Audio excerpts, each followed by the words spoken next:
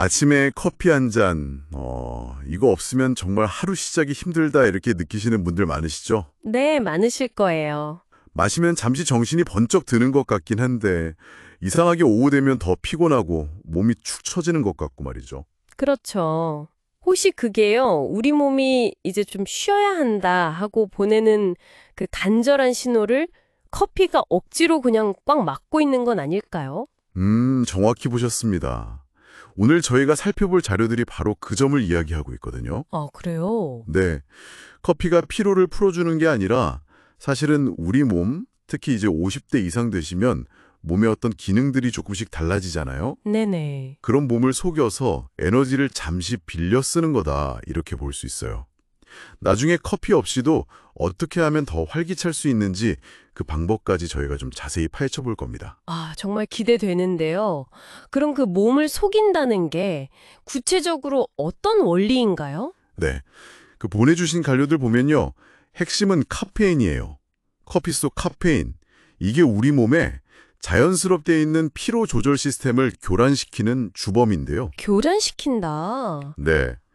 우리가 활동하고 에너지를 쓰면 몸에서 아데노신이라는 피로 물질이 나와요. 이게 뇌에 있는 수용체랑 딱 결합을 해야 피곤하다, 졸리다, 쉬어야겠다 이렇게 느끼는 거거든요. 아, 자연스러운 거군요, 그건. 그렇죠. 꼭 필요한 과정인데 카페인이 딱 들어오면 이 아데노신보다 먼저 그 수용체 자리를 휙 낚아채 버리는 거예요. 아, 자리를 뺏는 거네요. 네, 맞아요. 그러니까 몸은 실제로 피곤해서 아데노신을 계속 보내는데 뇌는 그걸 못 느끼는 거죠. 자리가 없으니까. 잠시 동안만 그냥 나 괜찮은데 하고 깨어있는 척하는 상태가 되는 거예요. 이야, 비유가 정말 확 와닿네요. 자동차 경고등 꺼버리는 거랑 똑같다는 말씀이시죠? 네, 그렇습니다. 당장은 편할지 몰라도 엔진 오일 없이 계속 달리면 어떻게 되겠어요? 결국엔 엔진 망가지잖아요. 우리 몸도 똑같다는 거죠.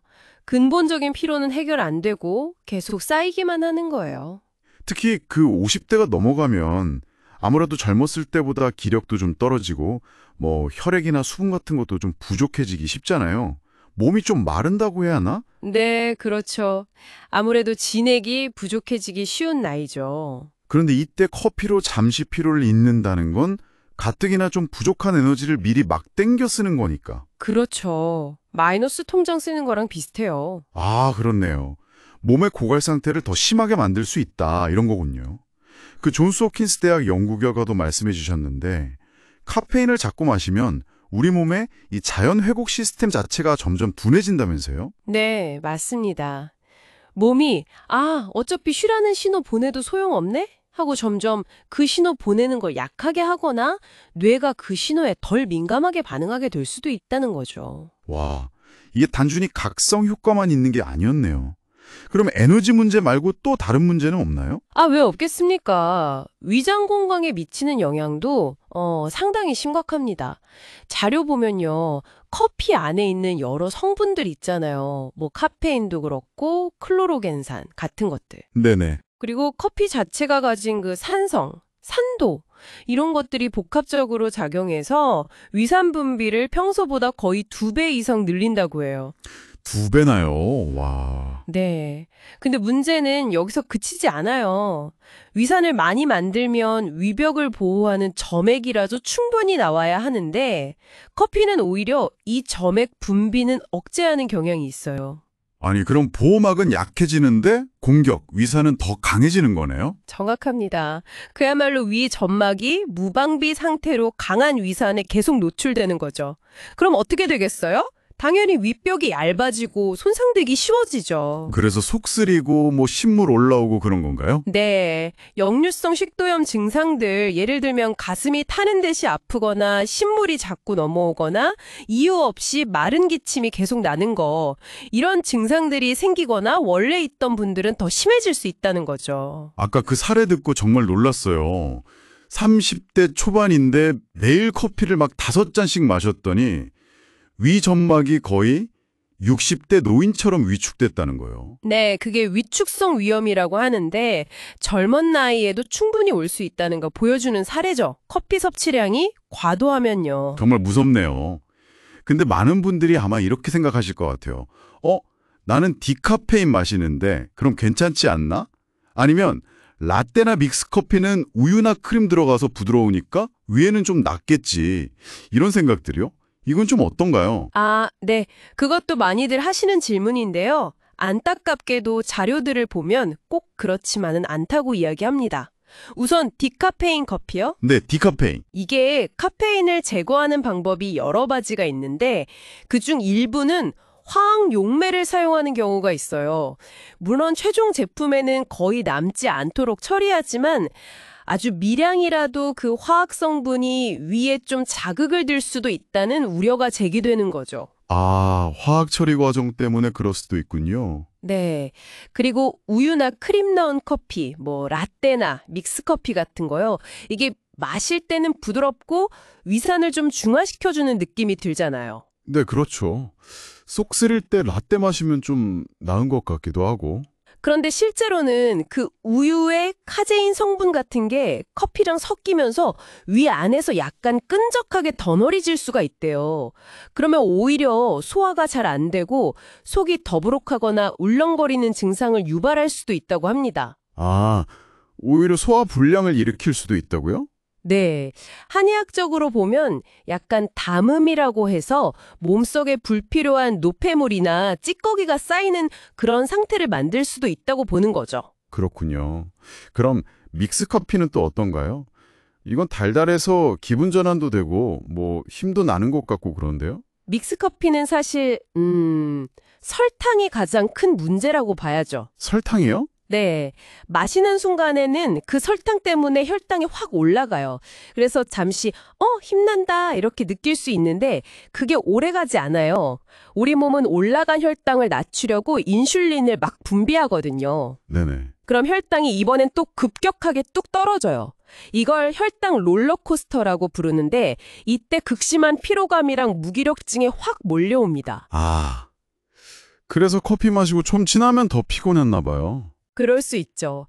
그리고 이게 그냥 피곤하고 끝나는 게 아니라 장기적으로 계속 반복되면 우리 몸이 인슐린에 잘 반응하지 않는 인슐린 저항성 상태가 될 수 있어요. 그럼 결국 당뇨병 발병 위험까지 높아지는 거고요. 아, 당뇨 위험까지요? 네. 실제로 실험한 자료를 보면 그냥 블랙커피는 마셔도 혈당에 큰 변화가 없는데 믹스커피는 마신 후에 혈당이 상당히 많이 올라가는 걸로 나타났어요. 우야, 믹스커피가 생각보다 몸에 부담이 크네요. 그 커피 먼두 볶는 과정에서도 뭐 안 좋은 물질 나온다는 이야기도 있던데요. 발암 물질 논란 같은 거요? 아, 네.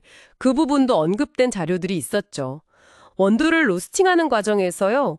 온도를 아주 높게 해서 강하게 볶으면 벤조피렌이라는 물질이 생길 수 있고요. 벤조피렌 들어본 것 같아요. 네, 1급 발암 물질로 분리되어 있죠. 반대로 좀 약하게 낮은 온도에서 볶으면 아크릴아마이드라는 물질이 또 생성될 수 있다는 연구 결과도 있어요. 이것도 발암 가능 물질로 보고 있고요. 강하게 볶아도 약하게 볶아도 뭔가 나오는 거네요. 네, 물론 이게 어느 정도 양을 먹어야 문제가 되는지 또 사람마다 얼마나 민감하게 반응하는지는 아직 논란이 좀 있습니다.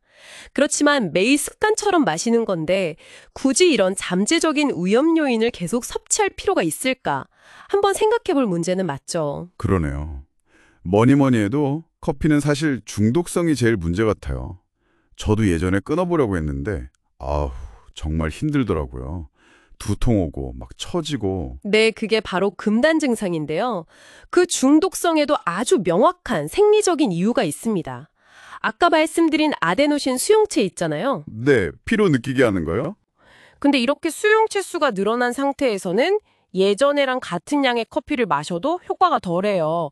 왜냐하면 늘어난 수용체를 다 채우려면 더 많은 카페인이 필요하니까요. 이게 바로 내성이 생기는 과정입니다. 그래서 점점 더 진한 커피, 더 많은 양을 찾게 되는 거군요. 맞습니다. 그러다가 갑자기 커피를 딱 끊으면 어떻게 될게요? 늘어나 있던 아데노신 수용체들이 텅 비어버리잖아요. 그럼 아데노신이 원래보다 훨씬 더 많이 달라붙게 되겠죠. 네. 그래서 갑자기 극심한 피로감, 집중력 저하, 두통, 심한 경우에는 우울감까지 느끼게 되는 거예요. 이게 바로 금단 증상입니다. 그러니까 이건 그냥 커피 마시고 싶다 하는 기호의 문제가 아닌 거예요. 우리 몸의 시스템 자체가 이미 커피에 맞춰서 변해버렸다는 신호죠. 와, 듣고 보니 정말 심각하네요. 이게 그냥 습관인 줄 알았는데 몸이 완전히 달라져 버린 거였군요. 네. 그래서 끊기가 그렇게 어려운 겁니다. 그래도 주변에 보면 힘들게 커피 끊고 나서 와, 몸이 이렇게 가벼웠나? 진짜 활력이 뭔지 이제 알겠다 하시는 분들이 꽤 있더라고요. 네, 맞아요. 처음 며칠, 길게는 몇 주 정도 금단 증상 때문에 고생할 수 있지만 그 시기만 잘 넘기면 대부분 몸이 훨씬 좋아지는 걸 경험한다고 하죠. 자료 속에 나온 분 이야기도 인상 깊었어요. 10년 넘게 위장 문제로 고생했는데 커피 끊고 딱 일주일 만에 모든 증상이 거짓말처럼 사라졌다고 하더라고요. 그럼 커피를 좀 줄이거나 끊고 싶은데 아침에 뭔가 마시긴 해야 할 것 같고 대안이 좀 있을까요? 뭘 마시면 좋을까요?